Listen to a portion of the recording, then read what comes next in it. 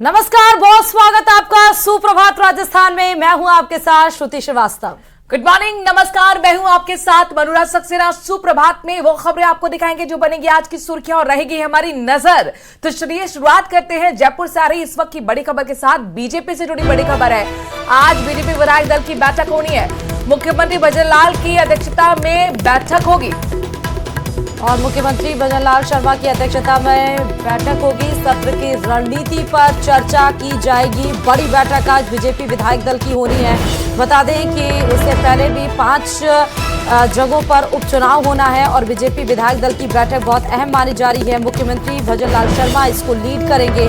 सत्र की रणनीति पर चर्चा होगी कि विधानसभा 16वीं विधानसभा सत्र चल रही है और उसमें किस तरह से, क्योंकि जब भी सत्र की शुरुआत होती है विधानसभा कार्रवाई की, वो हंगामे की भेंट चढ़ जाती है। कल भी बजट पर वाद विवाद के प्रश्नकाल से शुरू हुई, लेकिन उसके बाद भी देखा गया कि हंगामे की भेंट चढ़ी। बेल में जो विपक्ष के नेता है वो निकल आए। इसीलिए आज बीजेपी विधायक दल की बैठक बुलाई गई है ताकि सत्र की रणनीति पर चर्चा हो सके। बिल्कुल, बड़ी बात यह है कि नेता प्रतिपक्ष टीकाराम जूली ने साफ तौर पर बीजेपी पर आरोप लगाया था कि उनके विधायक होमवर्क करके सही नहीं आ रहे, वो जवाब नहीं दे पा रहे हैं। और ऐसे में अब जाहिर तौर पर बीजेपी विधायक दल की बैठक महत्वपूर्ण इसलिए भी हो जाती है कि किस तरह के मुख्यमंत्री भजनलाल शर्मा अपने विधायकों को निर्देश देंगे। सत्र की रणनीति पर आज चर्चा होनी है कि विपक्ष जो सवाल उठा रहा है उसका मुंह तोड़ जवाब किस तरह से सदन के अंदर दिया जाए। सदन के अंदर ही बल्कि सदन के बाहर भी हमने देखा, चाहे गोविंद सिंह डोटासरा हो, टीकाराम जूली हो, प्रेस को संबोधित करते हैं, तमाम तरह के आरोप लगाए जाते हैं। तो उन्हीं कैसे विधायकों को प्रिपेयर किया जाए, इसीलिए आज सत्र की रणनीति पर चर्चा के लिए मुख्यमंत्री भजनलाल शर्मा ने बीजेपी विधायक दल की बड़ी बैठक बुलाई है। इसमें तमाम बीजेपी के विधायकों के मंत्री मौजूद रहेंगे और सत्र की रणनीति को लेकर चर्चा होगी। मुख्यमंत्री भजनलाल शर्मा की अध्यक्षता में बैठक है। जाहिर तौर पर किस तरीके से विपक्ष के सवालों का जवाब दिया जाए और जो बजट को लेकर सवाल पूछे जा रहे हैं उनको लेकर किस तरह से जवाब दिया जाए, इसी को लेकर बैठक होगी। और एक और बड़ी खबर जयपुर से ही है, जहां पर विधानसभा की कार्यवाही प्रश्नकाल के साथ फिर से आज शुरू होगी और आज बजट बहस पर जो चर्चा हुई है उसका जवाब वित्त मंत्री देंगी, यानी कि दिया कुमारी इसका जवाब देंगी। इससे पहले नेता प्रतिपक्ष का संबोधन भी होना है, तो आज का दिन काफी महत्वपूर्ण है। विधानसभा के प्रश्नकाल के साथ ही आपको बता दें कि कार्रवाई की शुरुआत पहले प्रतिपक्ष का संबोधन और उसके बाद बजट बहस पर आज चर्चा का जवाब वित्त मंत्री दिया कुमारी देंगी। दिया कुमारी को लेकर लगातार विपक्ष सवाल पूछता रहा है और अब महत्वपूर्ण होगा देखना कि जिस तरह के सवाल विपक्ष ने सदन के अंदर उठाए हैं, वित्त मंत्री चर्चा का जवाब देते हुए दिया कुमारी, जो कि पहले राज्य की वित्त मंत्री हैं जिन्होंने बजट पेश किया है, क्या कुछ कहती हैं। यानी कुल मिलाकर जिस तरह से विपक्ष के तेवर है, जोरदार हंगामे के आसार और लंबा बजट देखा गया था। 3 घंटे लगभग बजट प्रस्तुत किए गए। हालांकि बोला गया कि सभी वर्गों को ध्यान में रखकर इस बजट को लाया गया है। केंद्र सरकार के पहले राज्य सरकार का बजट आया गया, 20,000 करोड़ का बजट आवंटित किया गया। आज उसी बजट पर जो प्रश्नकाल के साथ सदन की कार्रवाई शुरू हुई थी, वाद प्रतिवाद शुरू हुआ था, उसी का जवाब देने के लिए वित्त मंत्री दिया कुमारी आज विधानसभा में और नेता प्रतिपक्ष टीकाराम जूली का संबोधन भी होगा। हालांकि बजट से पहले भी विपक्ष के विधायक दल की बैठक हुई थी, उसमें भी तमाम तरह के आरोप लगे थे कि पढ़ेगा कोई, बनाया कोई और, इसको इम्प्लीमेंट कैसे किया जाएगा। मुख्यमंत्री भजनलाल शर्मा तो सभी के बैठकें ले रहे हैं, लेकिन उस बैठक में वित्त मंत्री दिया कुमारी दूर क्यों हैं, तो इस तरह के तमाम सवाल। और उसके बाद जब बजट आया तो कहा गया कि वो सारे जो बजट के आधार हैं वो हमारे ही सरकार के द्वारा जो बनाए गए थे उसी को बस आगे बढ़ाया गया है। अब उन्हीं सबका जवाब आज वित्त मंत्री दिया कुमारी देंगे।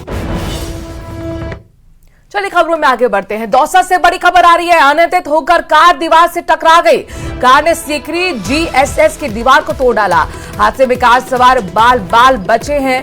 टोडा भीम क्षेत्र से अपने रिश्तेदार के यहाँ पर ये सभी आ रहे थे और सीकरी जीएसएस के पास अनियंत्रित होकर कार टकराई। गनीमत यही रही कि कार में सवार जितने लोग थे वो बाल बच गए, इस सड़क हादसे का शिकार नहीं हुए। मानपुर थाना पुलिस ने कार को थाने भिजवाया है। तस्वीरें हम आपको दिखा रहे हैं जो अनियंत्रित होकर कार टकराई है, ये आप देख सकते हैं, काली रंग की कार। हालांकि कार के अंदर जो भी सवार थे वो बाल बच गए हैं। अब पुलिस को जैसे सूचना मिली, मानपुर थाना पुलिस ने कार को थाने भिजवा दिया है। दौसा से इस वक्त की बड़ी खबर, सीकरी जीएसएस के पास अनियंत्रित होकर ये कार टकराई है। एमपी नंबर की कार दिख रही है और देखिए यहाँ पर जो आगे का हिस्सा है कार का, इनकी जो बोनट है वो दीवार से टकराते ही क्षतिग्रस्त हो गया। लेकिन अच्छी बात ये रही कि कार में सवार जो लोग थे वो सुरक्षित है। और ये भी बताया जा रहा है कि अपने रिश्तेदार के यहाँ से घर को वापस लौट रहे थे, तभी ये अनियंत्रित होकर जीएसएस के दीवार से टकरा गई ये कार।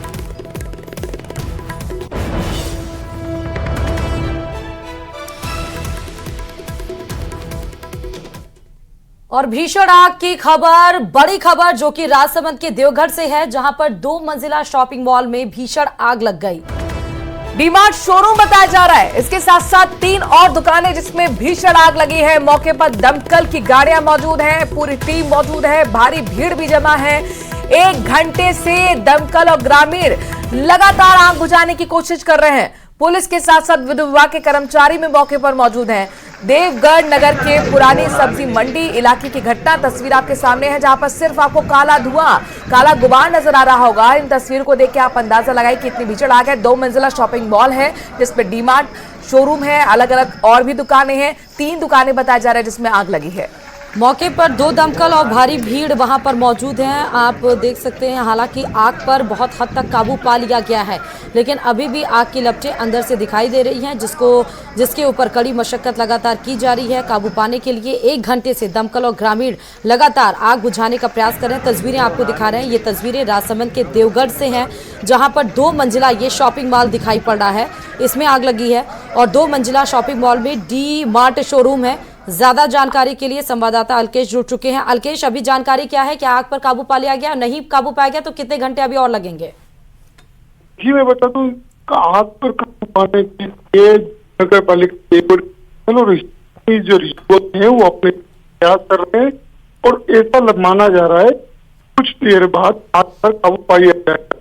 वहीं अगर बात की जाए आग, तो ये देवगढ़ नगर के फ्रंट इलाके का शॉपिंग मॉल है, 2 मंजिला शॉपिंग मॉल है। के अंदर एक फ्लोर पे कपड़े का जो शोरूम था और वहीं फ्लोर पे नीचे प्लाईवुड का प्रोग्राम था। ऐसे में बताया जा रहा है कि शॉर्ट सर्किट से बड़ी भीषण आग लग गई थी, और आग की लपटें देखकर जो स्थानीय लोग। बहुत बहुत शुक्रिया अलकेश, तमाम जानकारी हम तक पहुंचाने के लिए नजर बनाए रखिएगा। आगे आपसे अपडेट्स लेते रहेंगे। तो अलकेश बता रहे हैं कि कुछ ही देर में आग पर काबू पाने की यहाँ पर पूरी तैयारी है और काफी हद तक आग पर काबू पा भी लिया गया है। जयपुर से बड़ी खबर आपको बताते हैं। विधानसभा अध्यक्ष वासुदेव देवनानी की पत्नी अस्वस्थ चल रही हैं। देर रात मुख्यमंत्री भजनलाल ने एसएमएस अस्पताल पहुंचकर उनका कुशलक्षेम जाना।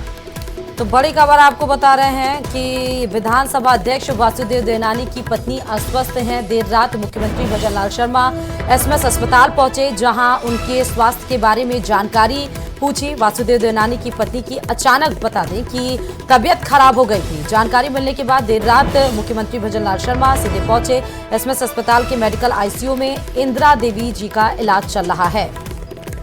वासुदेव देवनानी की पत्नी इंदिरा देवी का इलाज इस वक्त आईसीयू में चल रहा है। एसएमएस अस्पताल में वो भर्ती हैं और यहाँ पर मुख्यमंत्री भजनलाल शर्मा देर रात पहुंचे थे उनका हालचाल जानने के लिए। उस वक्त की तस्वीर आपको दिखा रहे हैं। अचानक दरअसल वासुदेव देवनानी की पत्नी अस्वस्थ हो गई थी, उनकी तबीयत बिगड़ गई थी, लिहाजा उन्हें आईसीयू में भर्ती करना पड़ा। इसका मतलब कि थोड़ी कंडीशन हो सकता है कि शायद सीरियस हो, क्योंकि आईसीयू में डायरेक्टली शिफ्ट किया गया है। फिलहाल मेडिकल रिपोर्ट्स आएंगे, जांच की गई है कि क्या कुछ निकल कर आता है। अचानक उनके स्वास्थ्य कैसे डाउन हो गया, यानी कि कैसे खराब हो गई। जैसे ही इस बात की जानकारी मुख्यमंत्री भजनलाल शर्मा को लगी, वो सीधे एसएमएस हॉस्पिटल पहुंचे। वहां पर वासुदेव देवनानी की पत्नी इंदिरा देवी जी का हालचाल जाना। फिलहाल ये तस्वीरें रात की ही हैं, जब अचानक से विधानसभा अध्यक्ष वासुदेव देवनानी की पत्नी की तबीयत खराब हुई। और गुजरात के साबरकांठा और अरवल्ली जिले में 4 बच्चों की मौत से हड़कंप मचा हुआ है।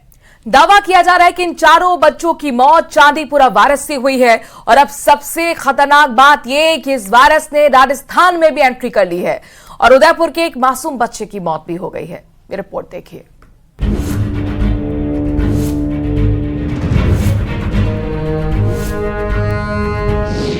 राजस्थान पहुंचा खतरनाक वायरस, दिमाग में सूजन और हो जाती है मौत। मासूमों का शिकार कर रहा वायरस। उदयपुर के मासूम बच्चे ने तोड़ा दम।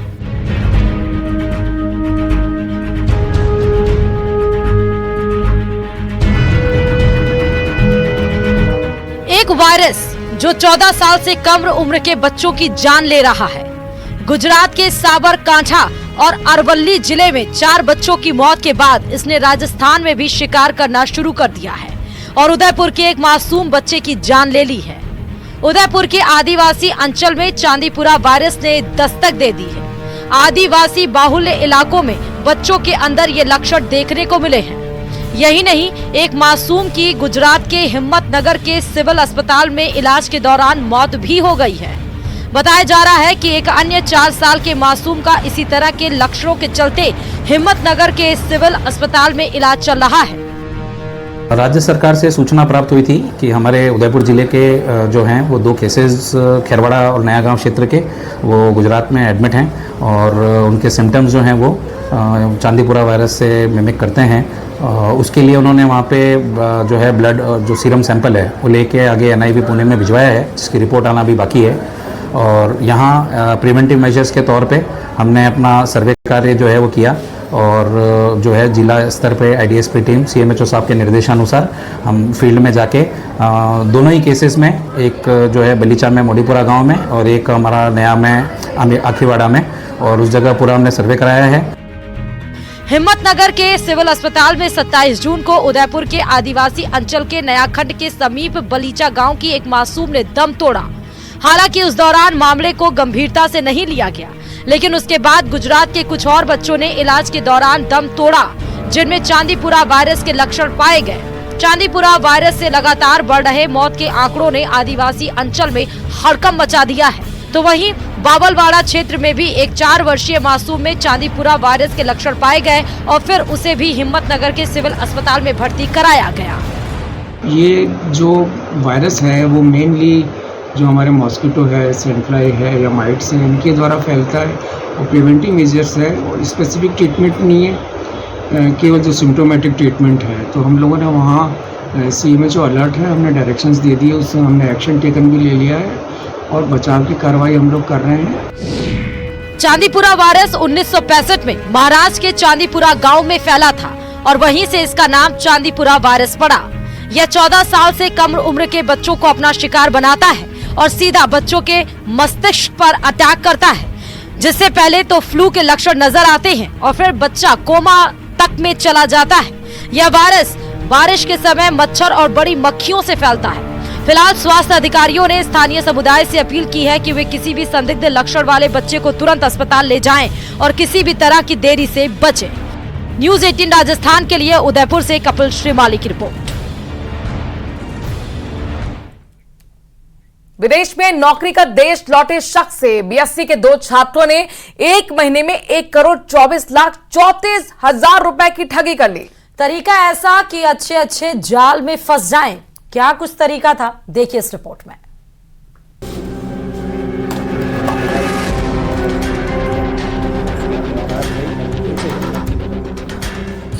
अमीर बनने का शॉर्टकट कर जाएगा जेब कट। मुकदमा दर्ज कर टीम ने अपनी कार्रवाई शुरू की तो 2 आरोपी हमने चिन्हित किए, एक हरीश शर्मा, दूसरा रघुनाथ। समझदारी में है होशियारी। अजमेर पुलिस ने सोमवार को शेयर मार्केट में बड़े मुनाफे का झांसा देकर ठगी करने वाले 2 आरोपियों को गिरफ्तार किया। पुलिस ने इन आरोपियों से 19,42,800 रुपए, 14 mobile phone, 8 SIM card, 4 ATM debit card और दूसरे व्यक्तियों की पासबुक बरामद की। पुलिस ने मामले में 8,75,500 रुपए बैंक अकाउंट में फ्रीज करवाए। अज्ञात आरोपीगण ने उसके साथ जो है फ्रॉड किया है। एक बड़ा मुनाफा दिखाकर पुलिस में दर्ज करवाई गई पीड़ित की रिपोर्ट के मुताबिक उसे अज्ञात नंबरों से व्हाट्सएप पर A5 Motilal Oswal advisory group में जोड़ा गया। ग्रुप में जोड़ने के बाद ब्लॉक ट्रेडिंग और शेयर के नाम पर निवेश कर भारी मुनाफे का झांसा दिया। ग्रुप में करीब 160 लोग जुड़े हुए थे। उन लोगों ने प्रॉफिट की पोस्ट भी ग्रुप में शेयर की थी। पीड़ित ने शिकायत में बताया कि इसके बाद एक अज्ञात नंबर से उसे अलग से मैसेज आया, जिसने प्ले स्टोर पर एप्लीकेशन डाउनलोड करवाकर रजिस्ट्रेशन करवाया। बाद में दूसरे व्यक्ति ने दूसरे नंबर से मैसेज कर उसे कंपनी का प्रमुख बताया और आश्वासन दिया, जिससे वह झांसे में आ गया और मुनाफा होने की लालच में आकर ऐप में 1,24,34,000 रुपए डाल दिए।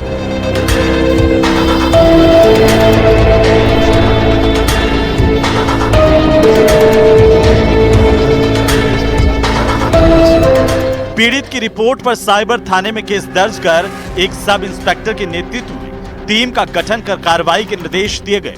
एसपी देवेंद्र कुमार बिश्नोई के मुताबिक टीम ने संबंधित बैंकों के नोडल अधिकारी और दूसरे कर्मचारियों का सहयोग लेकर आरोपियों को चिन्हित किया और नागौर के हरीश शर्मा और रघुनाथ को गिरफ्तार कर लिया। साइबर थाना पुलिस को प्रारंभिक जांच में दोनों के पास से कई फर्जी अकाउंट मिले हैं। पुलिस की जांच में ये सामने आया कि दोनों आरोपी पहले के दोस्त हैं। बहरहाल गिरफ्तार दोनों आरोपियों से पुलिस की पूछताछ जारी है। पुलिस को इन आरोपियों से दूसरी वारदात के खुलासे की भी उम्मीद है। न्यूज़ 18 राजस्थान के लिए अजमेर से अशोक सिंह भाटी की रिपोर्ट।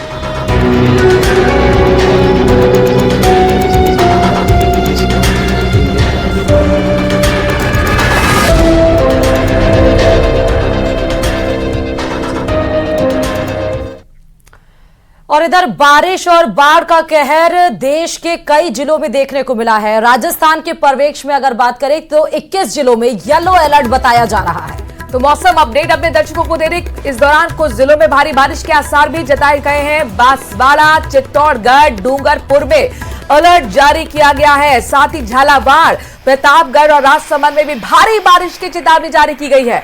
सिरोही और उदयपुर में भी भारी बारिश हो सकती है। तो मौसम का अपडेट जरा जान लीजिए, कहां कहां आज भारी बारिश का अलर्ट जारी किया गया है। राजस्थान के 21 जिले हैं जहां पर येलो अलर्ट जारी किया गया है, यानी कि कुछ जिलों में भारी बारिश के आसार। बांसवाड़ा, चित्तौड़गढ़ और सारी डूंगरपुर में अलर्ट जारी किया गया है। 21 जिलों में येलो अलर्ट है। झालावाड़ भी है, प्रतापगढ़, राजसमंद में भी भारी बारिश की चेतावनी दी गई है। सिरोही और उदयपुर में भी भारी बारिश हो सकती है, इसलिए इन जिलों में आप थोड़ा संभल के चलें। काम हो जरूरी तो ही भारी बारिश में बाहर निकले। फिलहाल ये तस्वीरें, क्योंकि जैसे ही भारी बारिश होती है उसके बाद से आप देख सकते हैं कि किस तरह से सड़कें दरिया बनती हुई नजर आती हैं। फिलहाल 21 जिलों में येलो अलर्ट जारी है और बांसवाड़ा, चित्तौड़गढ़, डूंगरपुर, झालावाड़, प्रतापगढ़, राजसमंद में भारी बारिश।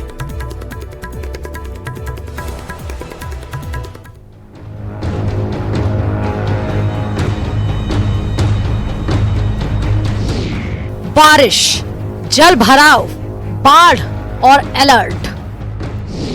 30 जिलों में बारिश बढ़ाएगी परेशानी।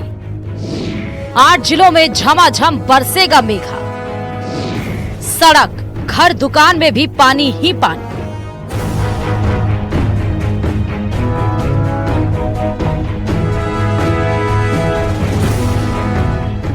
प्रदेश के कुल 30 जिलों में बारिश का अलर्ट जारी किया गया है।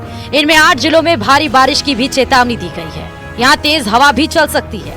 14 जुलाई तक प्रदेश में 127.4 mm बारिश हो चुकी है। ये सामान्य से 10% ज्यादा है।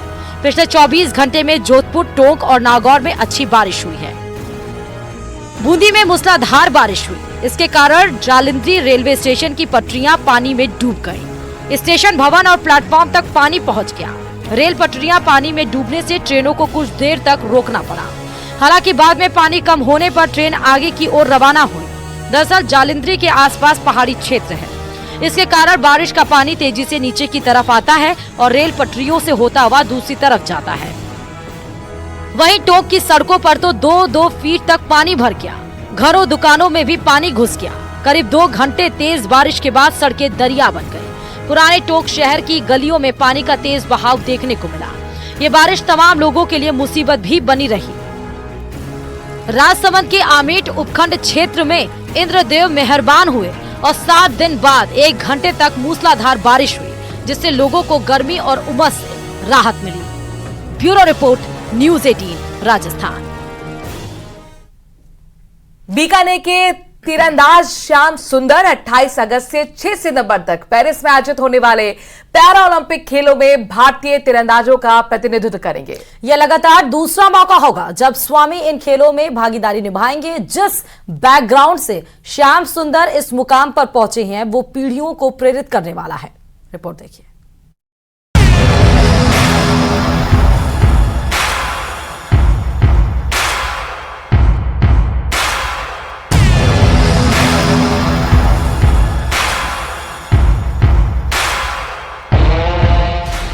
चांदनी पुष्प छाया में पल, नर भले बने सुमधुर कोमल, पर अमृत कलेश का पिए बिना, आताप अंधड़ में जिए बिना, वो पुरुष नहीं कहला सकता, विघ्नों को नहीं हिला सकता।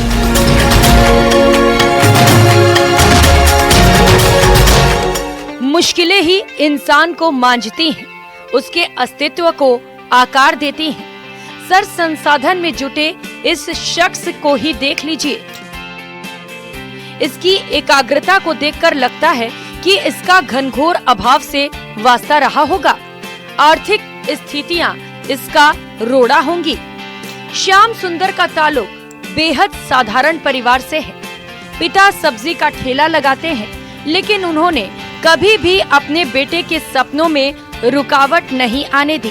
इसीलिए खेलों के सबसे बड़े प्लेटफॉर्म पर दूसरी बार बेटे के जाने का गर्व पिता की आंखों में साफ तौर पर देखा जा सकता है। देश रो नाम करने वास्ते बच्चे ने भेजा और सभी भी करे भाई, सभी आशीर्वाद है। विदेश में जीत रहे हो, बाहर में आगे ओलंपिक और जाए, दूसरी बार जाए और देश का नाम रोशन करे। बढ़िया, हम खुशी है हमारे।